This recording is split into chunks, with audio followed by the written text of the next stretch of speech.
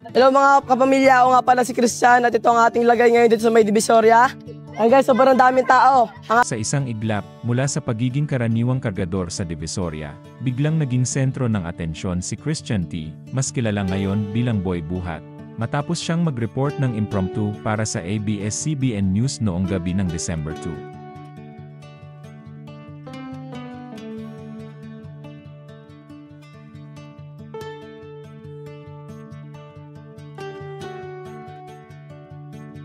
Nilapitan niya ang reporter na si Jesse Tenorio Cruzat at buong tapang na nakiusap na makunan siya ng video habang hawak ang mikropono.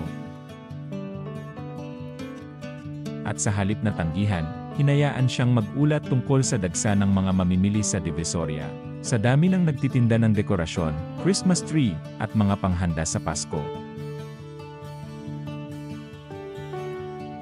Kahit unang beses sa harap ng kamera bilang isang reporter, natural ang kanyang pagsasalita, malinaw ang kanyang mensahe. Ayan guys, sobrang dami nga pa ng tao sa ating paligid ngayon. Ang dami nilang nakakakita sa atin. Ayan guys, dami nilang tao, sobrang dami namimili ngayon dahil nga December na, mura na ang bilihin. Kaya kung pinihintay mo, bumili ka na dito. Ako po si Christian T, patrol ng Pilipino. At ramdam ang determinasyon ng isang kabataang araw-araw nagbubuhat para mabuhay ang pamilya. Inamin niyang hanggang grade 8 lang ang natapos niya dahil mas pinili niyang magtrabaho para sa sariling pamilya at sa kanyang anak na pinag-ipunan niya ng pangbinyag at kaarawan.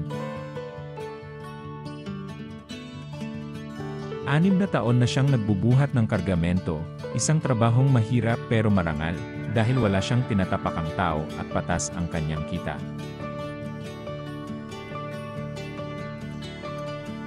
Dahil sa viral niyang video, umabot sa libo-libong reaksyon at mahigit 50,000 views ang kanyang simpleng pag-uulat na umani ng papuri mula sa mga netizen na humanga sa kanyang talento at sipag. Dahil dito, mas lalo siyang na-inspire na ituloy ang pangarap na maging mamamahayag kaya nagbukas na rin siya ng sariling vlog upang mas mahasa ang kanyang kakayahan sa pagsasalita sa harap ng kamera.